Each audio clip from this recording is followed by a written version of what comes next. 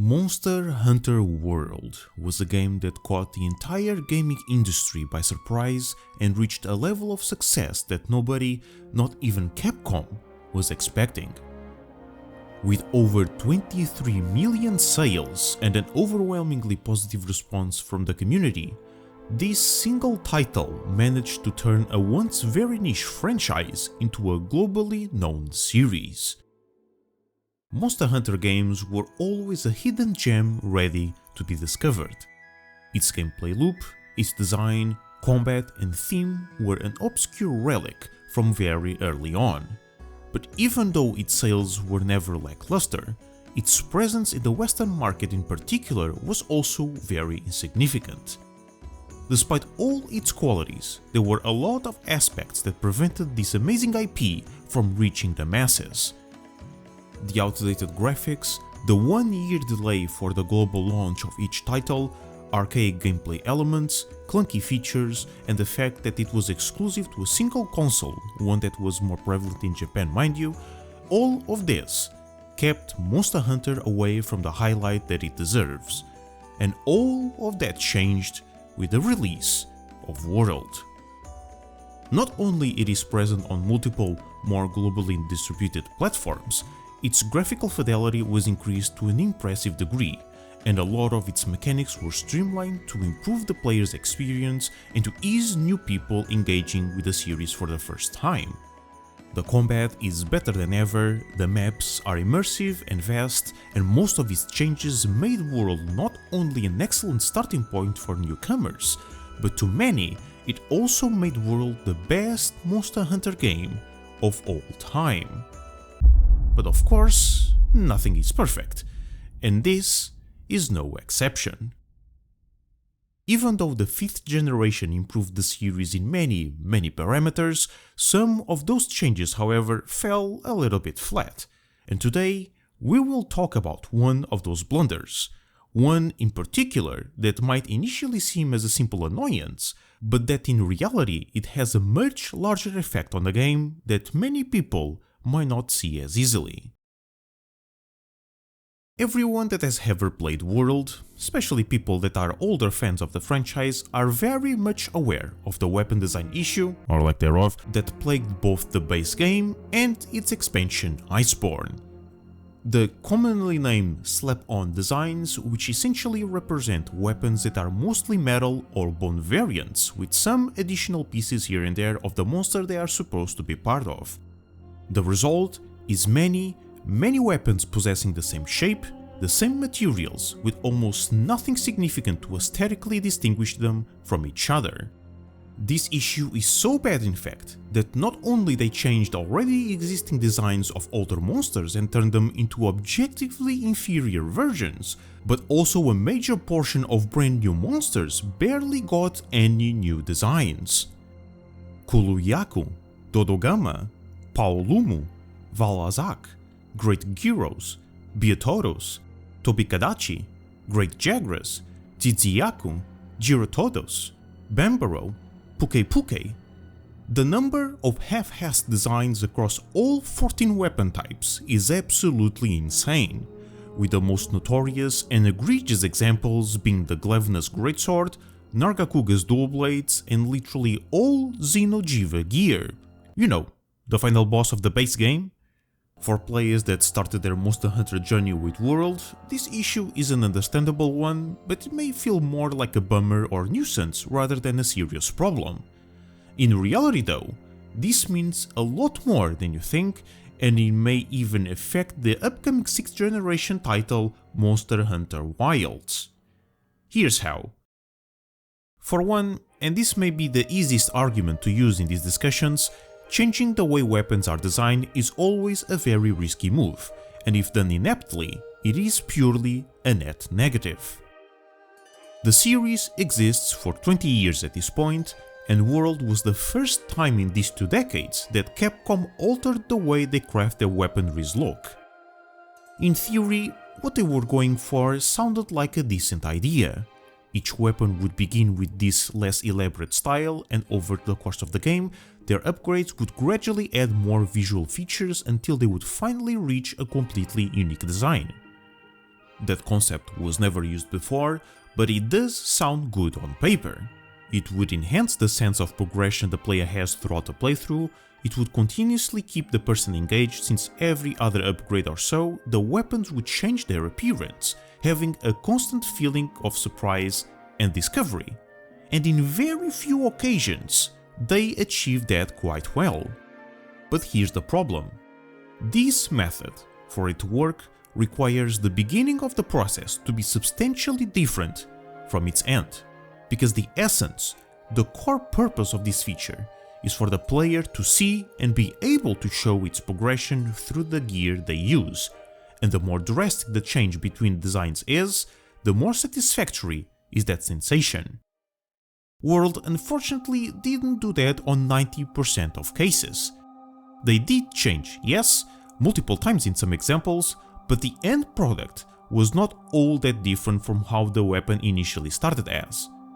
That gives the impression that said progression was stopped midway through. It gives the sense that the developers couldn't finish the designs in time. They look unfinished at best and lazy at worst. But regardless if that is the case or not, in the end, what we have is a poorly executed methodology. This sentiment is even worse when we consider the older monster designs being changed. In those cases, this situation is immensely more infuriating because all Capcom had to do was literally copy-pasting the weapons over to World. They didn't have to change them. If anything, people wanted the styles to remain completely intact. And they ended up actually doing that with most endgame monster gear like Raging Brachy, Elatrion and Fatalis. But many others weren't so lucky, and that's what makes this situation so confusing. Capcom clearly is capable of doing both good new designs and porting old ones, but it's extremely inconsistent. Some get that treatment, others don't, some get it only partially. It feels very arbitrary and it is difficult to understand the reason behind it. There is some speculation that since World really doubled down on immersion, that they also tried to create some more realistic designs, but no matter if that statement is true or false, not only that idea is nonsensical for Monster Hunter specifically, the developers didn't even follow that ideology half the time, otherwise we wouldn't get any returning weapons at all, or even joke weapons. But there is another reason for this to be an issue. One that makes this a more impactful problem, and one that can also affect the future of the franchise. Monster Hunter at its core is a looter game with RPG elements. The loot is the monster's gear, which you will later use to kill stronger monsters to also get their gear to then kill even stronger monsters. A never-ending cycle that starts at the very beginning of the game and only ends when you stop playing it. In a looter, the most crucial, the most essential, the most important aspect of it is the loot. Obviously, the series revolves around players doing the exact same thing over and over and over. And for that to work, not only the activity, aka hunting, needs to be engaging and satisfying, there must also be a reason to do so. No matter how enjoyable the combat is, players need to have a reason to do it. There has to always be an incentive present, a purpose, otherwise the motivation to play the game will dissipate a lot quicker. Keep in mind that this will always happen eventually. Sooner or later, at some point you will no longer have the drive to hunt. That is inevitability. The loot component serves to provide a sense of progression to the player and also to delay that moment for as long as possible. The gear in Monster Hunter is special. Through its theme, lore, gameplay and design philosophy, they managed to craft a loot system that is nothing shy of pure perfection. And I don't say that lightly. We all know that each monster is created to be unique, believable and rich in both its design, its moveset and also its biology. We don't need to know that a single Rathalos can be partnered with multiple Rathians. We don't need to know that Black Diablos are female normal Diablos in heat. We don't need to know that Brachydios' slime is an independent organism that establishes a symbiotic relationship with the monster and that females share their slimes with their young. That is purely trivia, it does not affect gameplay. But it does affect how we perceive the monster, the game, and most importantly, the world around us. Those little details immerse ourselves into the Monster Hunter universe. It makes us feel like we are a part of it. And that creates a connection between players and the game itself that is very, very difficult to break. A bond that makes us want to play the game not just for its gameplay, but also because we want to know more. We want to discover new things about it. And their equipment is treated the same way. Each weapon, each armor set is unique, but it is not distinct just for the sake of it. Each monster has a theme, a code which their gear follows. They share elements of the monster itself or possess such a unique and identifiable style that you quickly associate it to that specific creature.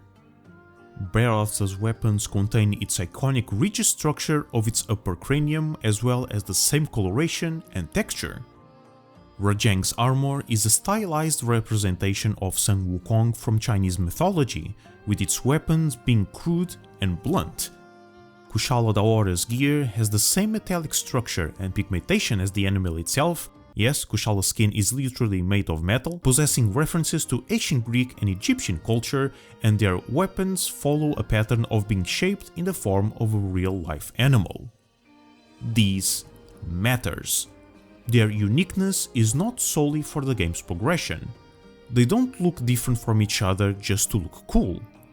These designs go beyond that. They are created with a focus, a pattern, a goal they want to achieve. The developers want players to not just wear the monsters, they want them to wear the monster's identity, its symbolism. Each set has meaning, a theme that represents how the creature look, behave, or portray. What World has doesn't just look inspiring, unoriginal, boring, or lazy. These lackluster designs drastically reduce the motivation these games once had and need to captivate the audience while playing, but even more so, it took away part of the monster's identity, and consequentially, part of the game as a whole. Now, people can argue that Risebreak fixed that issue and therefore is no longer a concern that we should have, and while that statement is mostly true, it is not completely. And there's also another aspect that we should consider. Monster Hunter Wilds, unlike Rise, will be another mainline title, being the 6th generation successor to World. This means that we'll most likely follow World's spacing and design philosophy a lot more closely than Rise's, which can then open the possibility that they may retry the same weapon progression methodology. And if they fail at it again, it can affect Wilds even more due to Rise having already fixed this issue. Fortunately, from what we have available so far, the only weapon 100% confirmed in the upcoming game, this greatsword over here, is completely original and does not resemble any of the basic ore or bone weapons World had, so that's a good start. But we cannot underestimate how important equipment design is for this franchise, and we can only hope past mistakes are not repeated. A huge thank you to my Patreon supporters for supporting the channel and the content I create. If you wanna join the ranks, you can do so for only $1 a month, the link will be in the description. Don't forget to leave your thoughts and opinions down below, join our Discord server, engage with the community, and I hope to see you all next time.